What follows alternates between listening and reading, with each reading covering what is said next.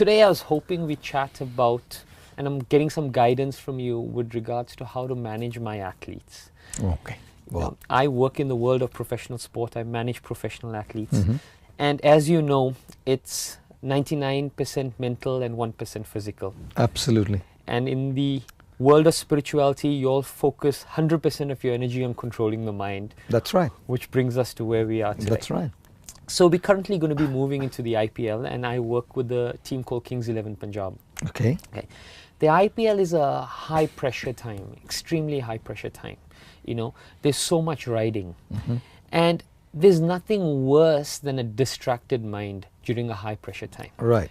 A distracted mind can be in the past, can be in the future, can be in successful or negative events. Correct.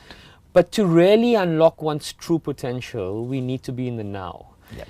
And there's probably no one better who practices being in the now than someone who's in the spiritual realm of life. Yeah. So how can you help us or help my athletes stay in the now? Or what other advice do you have for them? I think when we talk about being in the present, we don't have to start getting into the present when the pressure is high. We need to start practicing being in the present when the pressure is low. There's a very nice quote that I read once in one of the barracks of the Indian Army, which said, when you sweat a lot in times of peace, you bleed less in times of war. Right. IPL, for instance, cricket. Yes. Now when the match is on, the world tournament's on, the competition stops, you're right there under the spot, which means the pressure is high and you need to be focused, you need to be present.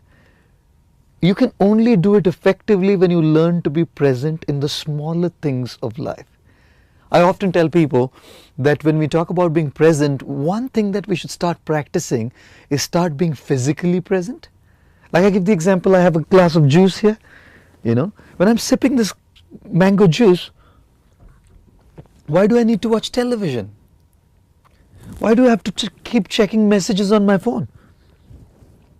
What I'm doing by looking at the television and by looking at the phone is being distracted from drinking the juice. So if I'm drinking the juice, let me just drink the juice. What's happening is I'm being present, physically present. Now it's not so much about just drinking the juice, but about cultivating the attitude behind drinking the juice, of being present in what I'm doing. I also tell people, beyond being physically present, we need to also be emotionally present. Very often you see people today are talking to each other, chatting with each other, they're looking around here and there, they're scrolling on their phones, they're looking at their messages, they're sending WhatsApp messages. What they're doing is they're completely getting distracted and not learning to live in the now. Being emotionally present means when I'm talking to you, for instance, I am with you. I'm not looking at this plant behind me. I'm not looking at the camera here. I'm not looking at the cup of juice. I'm looking at you. I'm soaking in every single word as you speak. Now, it's not just about speaking. It's about cultivating the attitude of being present.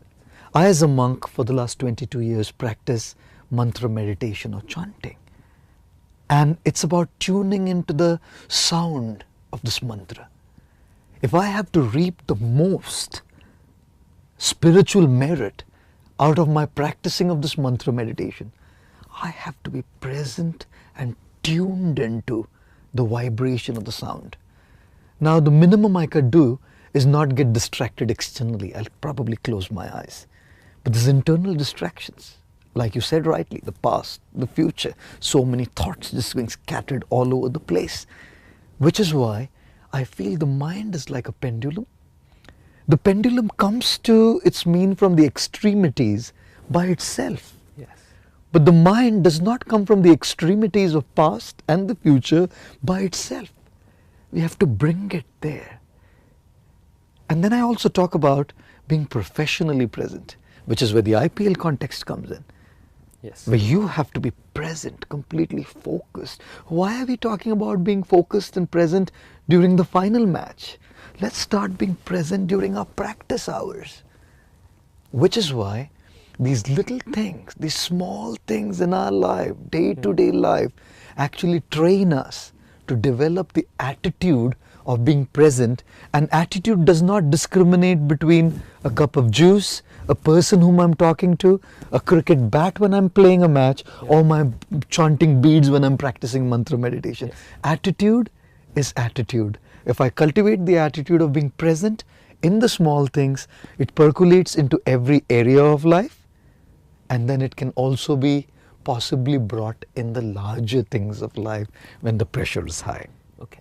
So I like that. I like how you say that attitude is agnostic of what you're doing and where you are. So the best way for an athlete to practice presence of mind is start with the simple things. That's right. Start with the simple things, pay 100% attention to it. Yes. And then when pressure is at its most, you'll be able to execute and have clarity of thought at that time. Yes, the attitude will come across. You wouldn't have to do too much consciously. Yes. It'll come forth. Fantastic. Yeah, thank you.